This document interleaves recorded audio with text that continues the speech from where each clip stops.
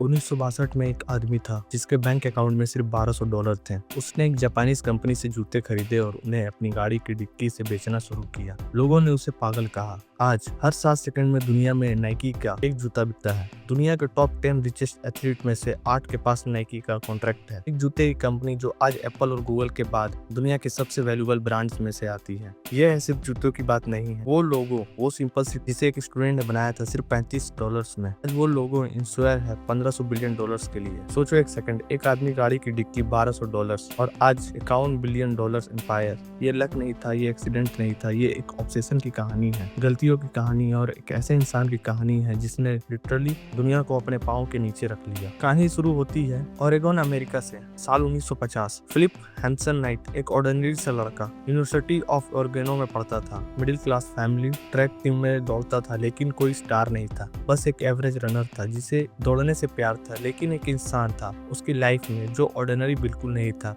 Bill Bowerman, fill का coach, Oregon का legend. Borman ने अपनी पूरी जिंदगी में 24 NCAA चैंपियंस ट्रेन किए, 33 ओलंपियंस तैयार किए, लेकिन बोरमैन का एक अलग ही जुनून था, जूते। हमेशा सोचता क्यों अमेरिका रनर्स के जूते इतने भारी होते हैं, क्यों इतने अनकंफर्टेबल होते हैं, क्या सही जूता एक रनर को फास्टर नहीं बना सकता।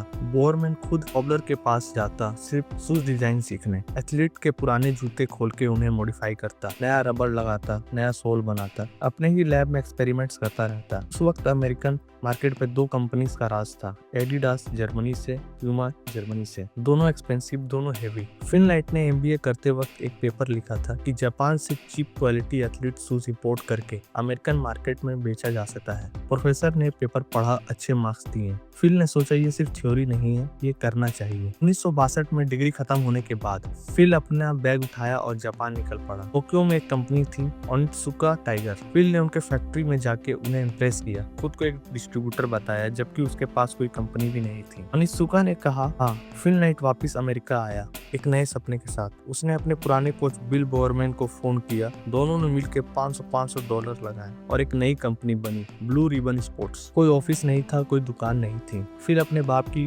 गैरेज से काम करता था, जूते बेचता था। ट्रैक मीट्स पे जाके अपनी गाड़ी की डिक्की खोल के एथलीट जूते देखते, फिल की बात सुनते, खरीदते। पहला साल गुजरा, total sale 1300 pairs, total earning $8000।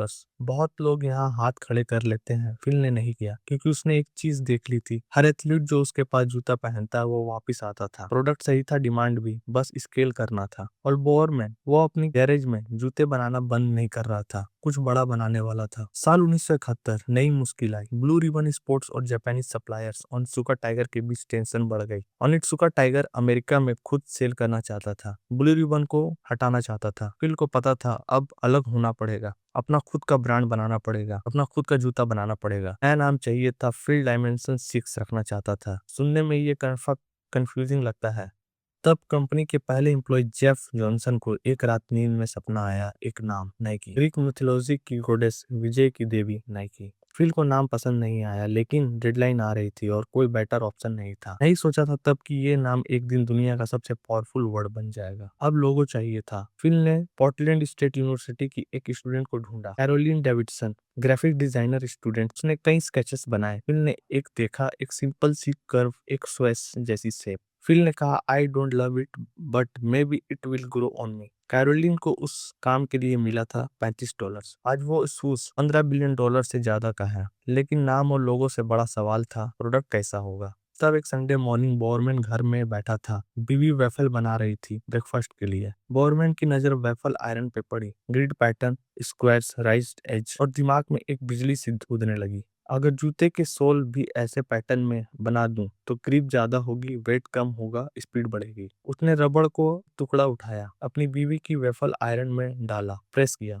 1947 में वेफल ट्रेनर लॉन्च हुआ। रनिंग कम्युनिटी में तूफान आ गया। लाइट था, कंफर्टेबल था, ग्रिप जबरदस्त थी, कुछ ऐसा जो पहले किसी ने नहीं देखा था। नाइक अब सिर्फ एक जूता बेचने वाली कंपनी नहीं थी, नाइक अब एक इनोवेटर थी और इनोवेटर्स की दुनिया सुनती है। नाइक के पास अब एक अच्छा प्रोडक्ट था, लेकिन फिल नाइट जानता था प्रोडक्ट अकेले काफी नहीं होता, लोगों को एक चेहरा चाहिए होता है, एक हीरो चाहिए होता है जिस पे वो बिलीव कर सके। और वो हीरो मिला स्टीव फोन्टेन की शक्ल में। अमेरिका का सबसे एक्साइटिंग डिस्टेंस रनर ऑर्गेनो का अपना लड़का स्टीव अलग था। बाकी रनर्स स्ट्रेटेजी से दौड़ते थे, पेस कंट्रोल करते थे। स्टीव सिर्फ एक स्ट्रेटेजी जानता था, पहले सेकंड से लास्ट सेकंड तक फुल स्पीड। वो कहता था, to give anything less than your best is to sacrifice the gift. 1972 Munich Olympics में स्टीव ने 5000 मीटर रेस दौड़ी। पूरी दुनिया देख रही थी। स्टीव मेडल से सौंप गया, लेकिन दुनिया का दिल जीत गया। नाइक ने उसे साइन किया। स्टीव नाइक का पहला रियल ब्रांड एम्बेसडर बना। वो नाइक के जूते पहनता, रेस दौड़ता और लोग नोटिस करते। लेकिन फिर 1975 एक रात स्टीव अपनी कार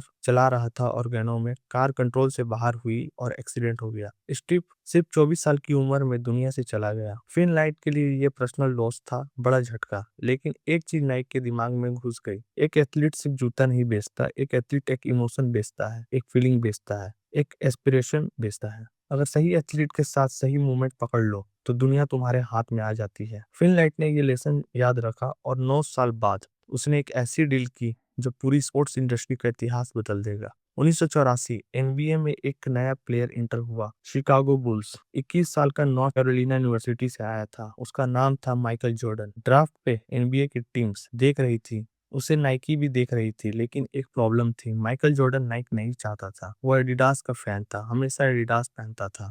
कन्वर्स भी बैकअप था। उसके एजेंट्स ने कहा, नाइक के साथ डील की जरूरत नहीं। माइकल खुद नाइक के मीटिंग में जाना नहीं चाहता था। उसकी माँ ने कहा, बेटा कम से कम एक बार सुन तो लो। माइकल गया मीटिंग में। नाइक ने एक ऐसा ऑफर दिया जो माइकल ठुकरा ना सका। 5 साल का कॉन्ट्रैक्ट, $5 लाख पर ईयर, और सबसे इम्पोर्टेंट उनका अपना खुद का शू लाइन एयर जॉर्डन। किसी एथलीट को पहले कभी ये नहीं मिला था, अपना ब्रांड, अपना नाम, अपना जूता। डील हो गई। 1985 में एयर जॉर्डन 1 लॉन्च हुआ, रेड और ब्लैक कलर में, बोल्ड, एग्रेसिव, अलग। एनबीए ने तुरंत बैन लगा दिया। यूनिफॉर्म रूल्स वायलेंट करते थे। हर गेम में माइकल जॉर्डन एयर पहनते थे। एनबीए हर गेम के बाद उससे $5,000 की पेनल्टी लगाता। नाइक वो पेनल्टी खुद भरता था, क्योंकि हर पेनल्टी के साथ एक न्यूज स्टोरी बनती, हर न्यूज स्टोरी के साथ फ्री पब्लिसिटी मिलती, हर पब्लिसिटी के साथ डिमांड बढ़ती। ये नाइकी की सबसे सस्ती मार्केटिंग थी। पहले साल एयर जॉर्डन ने $126 मिलियन की सेल्स की, सिर्फ एक जूते की लाइन ने, सिर्फ एक साल में। नाइक का टोटल रेवेन्यू उस साल 3 गुना हो गया। एयर जॉर्डन सिर्फ जूता नहीं